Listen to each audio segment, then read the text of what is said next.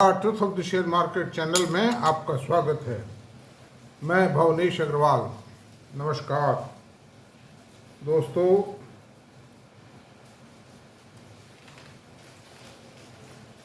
Automobile के जो cell के फिगर्स आए हैं उन फिगर्स की ही करामात थी कि आज बाज़ार बहुत ज़बरदस्त तेज हुआ। ये वीडियो आपको कल तक मिल पाएगा, मतलब शूट हो पाना, मतलब शूट तो कर लेते हैं लेकिन अपलोडिंग में थोड़ा सा टाइम लग रहा है। यहाँ पे इंटरनेट की प्रॉब्लम है।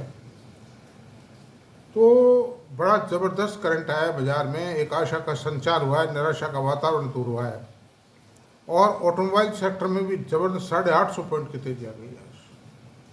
और सेक्टर भी तेज हुए हैं, आईटी तेज हुआ है, एफएमसीजी तेज हुआ है। तो इस तरह से तेज हुआ है और बंद होते होते फार्मा सेक्टर जो दिन में ढीला था, जो 2-3 दिन से बहुत कड़क चल रहा था, स्ट्रॉन्ग चल रहा था, वो भी बंद होते होते ग्रीन में आ गया था। पहले कोई रेड में खास था भी नहीं, कोई खास रेडिश नहीं थी उसमें। तो अब हम विचार करते हैं ऑटोमोबाइल सेक्टर की, भारत की एक महत्वपूर्ण कंपनी पर विचार करेंगे और वो कंपनी भारत की प्राइवेट सेक्टर के अंदर सेकंड लार्जेस्ट कंपनी है। नंबर 1 पर रिलायंस इंडस्ट्रीज है की सेल 10 लाख करोड़ है और नंबर 2 पर टाटा मोटर है जिसका 4.25-4.5 लाख करोड़ के आसपास सेल है, मतलब, और रिलायंस की 10 लाख करोड़ की सेल है। 4.25, 4.5 और 10 लाख के बीच में और कोई कंपनी नहीं सेल के मामले में। मार्केट कैप में हो सकते हैं, पी रेशो में हो सकते हैं, बुक वैल्यू में हो सकते हैं, डिविडेंड पेइंग में हो सकते हैं, ग्रोथ में हो सकते हैं, लेकिन कंपनी लार्ज साइज के हिसाब से कोई भी कंपनी नहीं है उनके बीच। तो this is the second largest company in the private sector from India and also from the Tata group. ये भी एक बहुत बड़ा प्लस पॉइंट है। टाटा की कंपनी है, second largest company of India है, ये पोजीशन है, मतलब। तो मैं आपसे इस बारे में, मैंने परसों पढ़े दिन ये कहा भी था कि 25% CAGR लाने के लिए आपको जो प्रयास करने पड़ेंगे, उस प्रयासों की रणनीति मैंने बताई थी कि how we can achieve the 25% CAGR in the share market. तो अंत में मैंने ये भी कहा था कि ऐसे शेयरों को भी एक्यूमुलेट कीजिए जो इस समय गिरे पड़े हैं। और टाटा मोटर, जो कि best quality automobile share India का सबसे बड़ा है, वो गिरा हुआ है, काफ़ी गिरा हुआ है। 1200 रुपये से गिर के 750, 750 आ गए हो। आज तो स्ट्रॉन्ग था, खैर 749 रुपये था, लेकिन वो भी स्ट्रेंथ कोई खास बात नहीं। जो कंपनी दुनिया की जानी मानी कार बनाती है, JLR, जागोर, लैंड रोवर, इतने तगड़ा काम जो कंपनी कर रही है और भारत के अंदर भी वर्चस्व है, इतने कारें लॉन्च करती हैं। अब इसकी डिटेल बताते हैं आपको। टाटा मोटर की बात कर रहे हैं हम। ऐसा है दोस्तों, इसके प्लांट कहाँ कहाँ हैं ये बताते हैं। पहले तो जमशेदपुर में है, पंतनगर में है, लखनऊ में है, साणंद में है और धारवाड़ में है। MP, धारवाड़ मतलब MP है, और पुणे में है, मतलब। और ये बनाती क्या क्या है? कार भी बनाती है, ट्रक भी बनाती है, वैन्स भी बनाती है और बसेज भी बनाती है। इस कंपनी का जन्म JRD टाटा साहब ने 1945 में किया था, मतलब जन्म दिया था उन्होंने। और प्रेजेंट जो चेयरमैन है नटराजन चंद्रशेखर साहब हैं और इसके CFO हैं PB बालाजी CFO। प्रोडक्ट जो टोटल जो प्रोडक्शन है साल भर में इस कंपनी का, वो 11 लाख व्हीकल बनाती है। कॉस्टली व्हीकल है वो, मतलब ऐसे तो मारुति की संख्या ज़्यादा है, लेकिन टाटा के जो व्हीकल हैं, जो ट्रक हैं, बड़े बड़े ट्रक्स हैं और आपके महंगी कारें हैं, उनके कारण मतलब 11 लाख व्हीकल भी अहमियत रखते हैं। और फिर इनका जो JLR का जो प्रोजेक्ट है UK में, वो प्रोजेक्ट भी बहुत अहम है, मतलब उसके कारण मेजर जो सेल आती है वो तो उसी से आती है। तो अब रेवेन्यू कितना है, 4,43,877 करोड़ रुपए। मैं प्रेमल बता रहा हूँ, डिटेल बाद में बता दूंगा, है ना। टोटल असेट है 3,70,663 करोड़ रुपए की, इक्विटी मात्र 930 करोड़ रुपए की। तो 430 लाख की 430 लाख करोड़ की सेल पर 43 लाख करोड़ की सेल है, 4,43,000 करोड़ है। मात्र 930 करोड़ रुपए की इक्विटी क्या मायने रखती है। और 2 पेड अप शेयर है, face value to share, face value of the share is 2 rupees.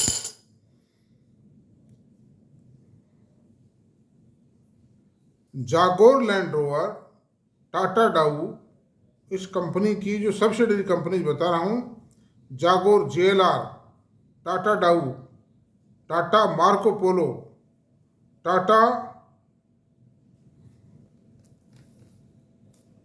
Tata Hitachi और construction machinery, Tata construction machinery. ये इसकी 1 2 3 4 5 6 जो है ना, 6 सब्सिडरी कंपनीज है। JLR and Tata Dau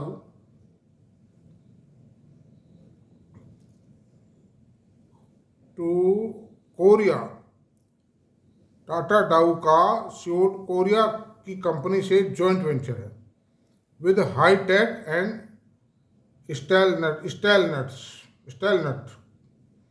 Argentina में प्रोजेक्ट है, साउथ अफ्रीका में प्रोजेक्ट है, यूके में प्रोजेक्ट है JLR के, थाईलैंड में प्रोजेक्ट है। और 265 नंबर 265 नंबर हाँ, S&P इंडेक्स में इसका 265वां नंबर है, S&P 500 में। S&P 500 में इसका जो नंबर है, स्टैंडिंग है, इसका स्टेटस है, वो 265 नंबर पे है। मतलब तो दुनिया की 265 नंबर भी कंपनी है, हजारों लाखों कंपनियां, उनमें 265 नंबर वहाँ बहुत बड़ी बात है। मतलब अच्छा, अब ये कारें कौन कौन सी बताता है, मैं आपसे बताता हूँ। टाटा हैरियर इलेक्ट्रिक व्हीकल है, Tata Curvv, Tata Altroz, Tata Punch, Tata Sierra, Nexon, Tata Safari, Harrier, Tata Ananya, Tata Punch, Tata Tiago, Tata Altroz, Tata Nexon, Safari और Tata Tigor EV electric vehicle. अच्छा, अब ये कौन कौन से व्हीकल्स लॉन्च करने जा रहा है। टाटा ग्रुव इलेक्ट्रिक व्हीकल 20 से 24 लाख रुपए के बीच में होगा। Tata groove 10 5 to 20 lakhs, 10.5 lakh से 20 लाख रुपए के बीच में होगी इसकी कीमत। ये लॉन्च करने वाले व्हीकल्स हैं जो मैं समझता हूँ मार्च अप्रैल तक लॉन्च कर देगा Tata. Tata Harrier 500 electric vehicle है ये भी। मतलब एल्ट्रोज इलेक्ट्रिक व्हीकल 12 लाख से ज़्यादा, 12 लाख 12 लाख ऑनवर्ड मतलब कीमत होगी। और टाटा नेक्सन की 8 लाख से ऊपर कीमत होगी। इस प्रकार से टाटा मोटर 5 कारें मार्च अप्रैल, ज़्यादा से ज़्यादा मई जून आ जाएगा, लॉन्च करने जा रहे हैं, जिनकी कीमत बहुत अच्छी है और बहुत सेल में बहुत इजाफा आएगा, क्योंकि उन कारों की जो क्वालिटी है ना वो बहुत ज़बरदस्त है। वो देखते ही बनती है कारें, आप फोटो देख लेना उस पर इंटरनेट पे। अच्छा साहब, अब इसके टाटा इसकी बात करते हैं। मार्केट कैप 2,81,624 रुपये। मार्केट कैप कुछ भी नहीं है, 4 लाख करोड़ के 4.5 लाख करोड़ की सेल की कंपनी की।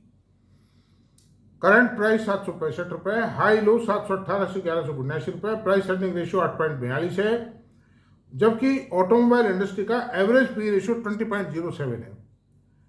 बुक वैल्यू 275 रुपये है, डिविडेंड यील्ड 0.39% है, ROC 20.1% है, ROE 49.4% है, फेस वैल्यू 2 रुपये है। और इसका 5 साल में क्या हुआ मैं आपसे बता रहा हूँ, 200 रुपये से चल के 750 रुपये हो गई। तो एक टाइम तो इस गिरी हुई हालत में है, नहीं 4 टाइम इसका अप्रिसिएशन हो गया, जबकि और 1250 से अगर काउंट करें जो इसका हाईएस्ट लेवल था अभी 3-4 महीने पहले, तो ये हो जाती है दोस्तों 6 टाइम। 5 साल में 6 टाइम पैसा दिया, इट इज़ वंडरफुल। हालांकि ठीक है, काफ़ी गिरी हुई रेट थी, टाटा मोटर के सामने उस समय कई चुनौतियाँ थी, इस कारण इसकी प्राइसेस गिर गई थी।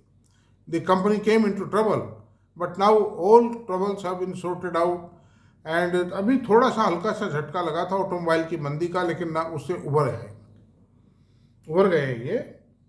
और अब इसके क्वार्टरली सेल की बात करते हैं, top line, bottom line and EPS, margin, ये सब बात करते हैं। सितंबर 23, जून 24 और सितंबर 24, ये 3 क्वार्टर हैं। Year on year, quarter on quarter दोनों इससे मतलब कंपैरिजन हो जाएगा। सेल थी सितंबर 23 क्वार्टर में 1,05,129 करोड़ रुपए, जून 24 में 1,08,048 करोड़ रुपए, और सितंबर 24 क्वार्टर में 1,01,450 करोड़ रुपए। सितंबर में थोड़ी सी गिरी है क्योंकि there was a depression in the automobile industry. Operating profit margin 13%। ये क्वार्टरली सेल है, 1,01,456 करोड़ रुपए, आपको एनुअल समझ जाए, यानी 4 लाख, इसको 4 से मल्टीप्लाई कीजिए। ऑपरेटिंग प्रॉफिट मार्जिन 13% था सितंबर में, फिर 15% तक पहुंचा जून 24 में। जून 24 के बाद इसकी गिरावट शुरू हुई है और अभी इसका प्रेजेंट मार्जिन 12% है, लेकिन ये भी कम नहीं है क्योंकि मारुति जिसका सबसे ज़्यादा मार्केट शेयर है कार मार्केट के अंदर इंडिया में, उसका भी जो ऑपरेटिंग मार्जिन है 12-13% है, इससे ज़्यादा नहीं। नेट प्रॉफिट सितंबर 23 में 3832 करोड़ रुपए था, जून 24 में 5692 करोड़ रुपए हुआ और सितंबर 24 में 3450 करोड़ रुपए। तो ये थोड़ी सितंबर में गिरावट आई है, बट नेचुरल, इसीलिए प्राइसेस गिर गए शेयर की। बट नाउ ये upsurge is taking place in the company, sudden upsurge. मैं समझता हूँ ये सस्टेन करना चाहिए, ये जो अपसर्ज है, it should not come down. Earning per share 11 रुपये 33 पैसे थी सितंबर 23 में, जून 24 में 16 रुपये 74 पैसे, और यहाँ हमको बहुत बड़ी उम्मीद थी, लेकिन अचानक इसमें एक ऐसी गिरावट आई कि वो ईपीएस सितंबर 24 में 9 रुपये पे आ टिकी। तो 9 रुपये भी कम नहीं है, एक क्वार्टर की ईपीएस 36 रुपये ईपीएस होती है, 36 दूनी 72, 720 रुपये होता है रेट। अब P&L की बात कर लेते हैं। FY19, FY23 और TTM, ये 3 सालों का, 5 साल का लेखा जोखा आ जाता है इसमें। Top line, bottom line, margin, net profit, EPS, ये सब बात कर लेते हैं। सेल्स 3,01,938 करोड़ रुपए थी, FY19 में 3,01,938 करोड़ रुपए थी, FY23 में 3,45,967 करोड़ रुपए हुई, और TTM ट्रेलिंग 12 मंथ्स में सेल हो गई 4,40,000। तो there was a continuous upsurge in the sale of the company. JLR के कारण था ये। इंडिया में भी सेल बढ़ी है, इंडिया में वर्षों तक, 10 साल तक ये कंपनी 15 साल तक लॉस में चलती रही, but now the company is turned into profitable.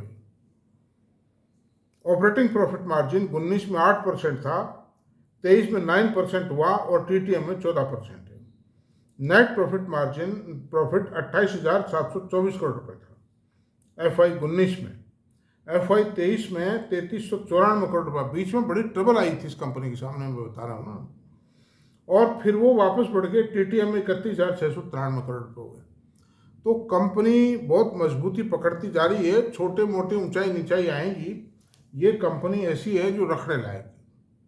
अब कोई ये कहे साहब टारगेट क्या है, कितने टाइम में कितना हो जाए, ये सब मूर्खता के मतलब बातें हैं।